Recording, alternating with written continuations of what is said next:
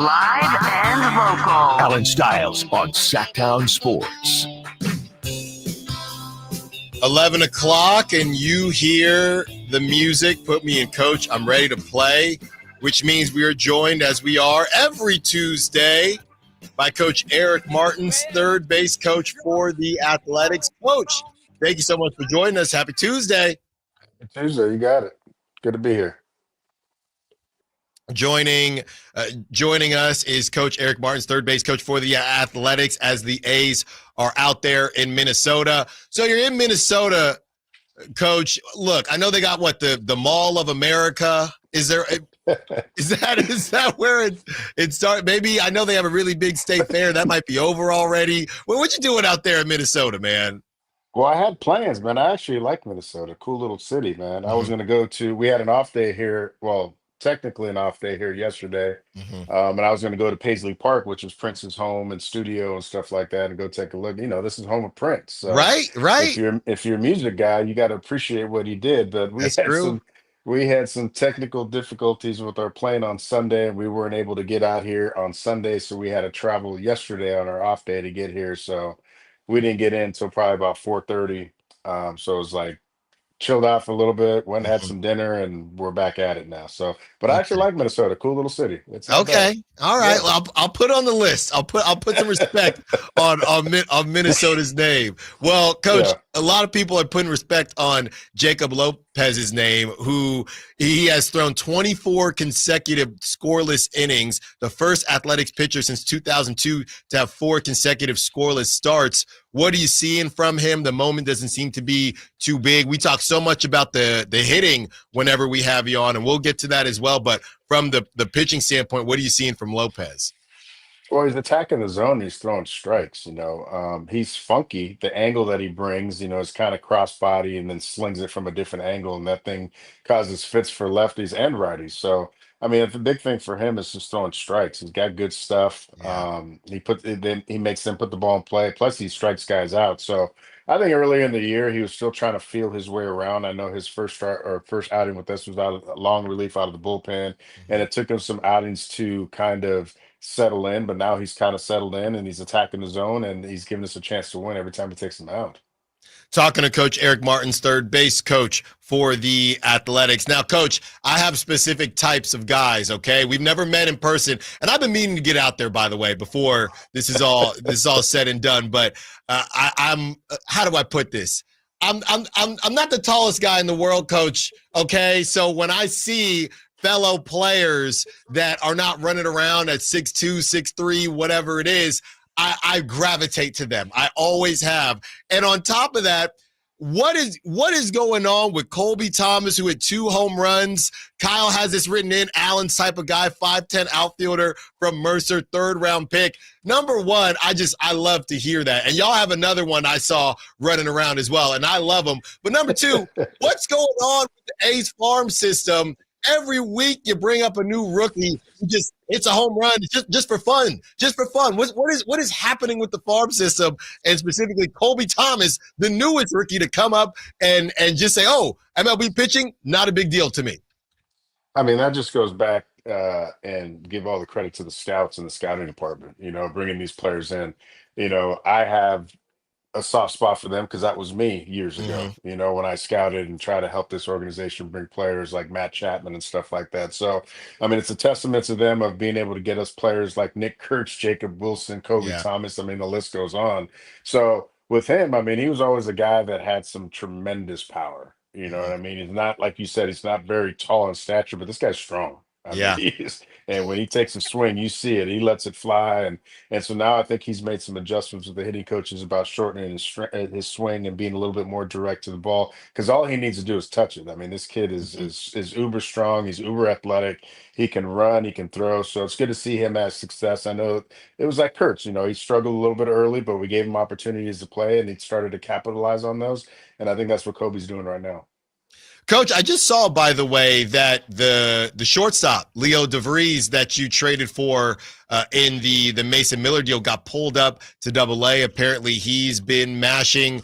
I mean, the way y'all pulling, are we going to see him in a week? I'm kidding. I know we won't see him in a week, but moving forward, you got Jacob Wilson at shortstop. Obviously, he's coming up. How excited is the organization for just this amount of talent, young talent that the A's have right now? And do you even worry about, from an organization standpoint, do you even worry about, hey, when Leo's ready, are we going to move over Jacob Wilson, or will Leo move to second base? Is that something you just approach once he has made that issue be a reality? You don't think about that until at least AAA or even closer than that?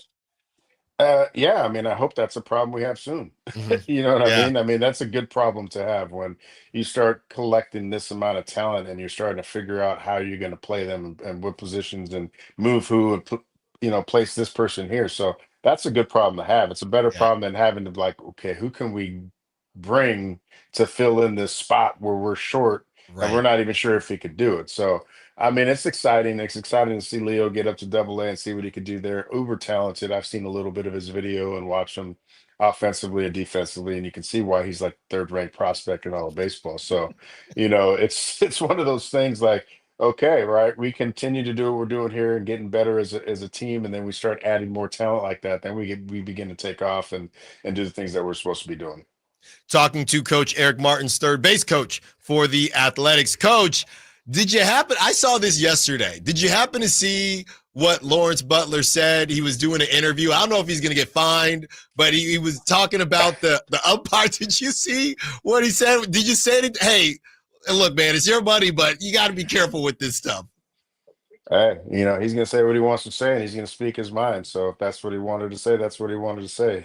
So, that's his opinion. Mm-hmm. And I'm sure there might be other people who might agree with that opinion on top of it. So Right. he just was able to go out there and speak his mind and freely say what he wanted to say. Whether he gets banged for it, he get banged for it. But, whatever. It's a free speech, right? So, Hey, and I'm not trying to get you. Yeah, I'm not trying to yeah, get you in trouble nope, answering what Lawrence Butler said. So nope, I I'm not. completely hear you. I just said, did you Yeah, catch that I or caught not? it. Talking to Coach Eric Martins. Coach, I saw this, and it wasn't about the A specifically, but it was about the catcher position, and I'm curious your thoughts. For certain catchers that are really good at receiving the baseball and quote unquote stealing strikes, with the ABS system on its way, right? And some of these things being talked about, does that change, or do you think it will change how catchers get evaluated once it is launched? Because a skill set that catchers once were kind of lauded for having, or certain catchers were for stealing strikes not being a thing because it would be more technical. Do you think that could affect how catchers are kind of looked at from a recruiting and prospect standpoint, or do you think we're a ways away from that? I think you're still going to value the receiving part of Mm-hmm. it because if you think about it, you still only get two or three challenges. So you're Yeah. still going to have to receive the ball well, and still, you're going to have to put it on the either the hitter or the ump or to make a decision whether they want to challenge that or not. If you receive the Yeah. ball well and you're not sure. So I don't think it's completely going to go away.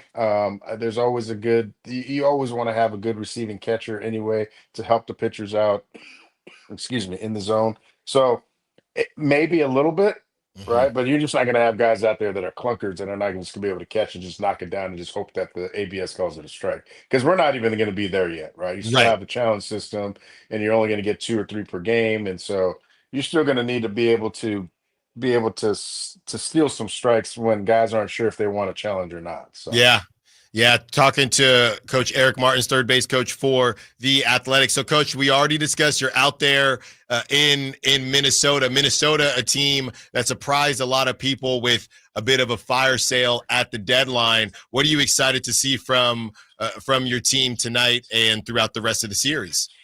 Well, it's just continuing what we've been doing is play good baseball, right? No Mhm. matter who it is, no matter what the team's status is on the other side, we got to go out and play the way we've been playing lately and go Mhm. out there and, pitch well, play good defense, Yeah. great offensive nights, and just finish the year strong. That's our main focus. It doesn't matter who's on the other side. I know after this trip we go to Seattle, so Yep. we got to continue playing good baseball. We have an opportunity to play spoilers with some teams still with Seattle, and we still got Houston. I know we got Boston a couple times. So I mean, we got to continue playing good baseball and end the season the way we want to, and start building momentum for next year. Coach, thank you so much for joining us. Coach Eric Martins, third base coach for the Athletics. We'll talk to you again. Well, actually, Coach, I don't know if, and again, I really got to get out there because I'm running out of time. My second kid is due September 3rd. So I'm supposed to be here with you. Okay, but whenever that happens, if somebody else is doing the show, just know that's probably where I'm at. So I got to let you know that one. Well, good luck to you and congratulations. And I hope everything goes well for you and your lady. So thank you, Coach. Well, look, you got it. I'm here until I'm not here. Okay, I'm here until I'm not here. Thank you, Coach. Good. We'll talk to you. We'll talk to you next week. All right, take care. I'll talk soon. That was Coach Eric Martins, third base coach for the Athletics.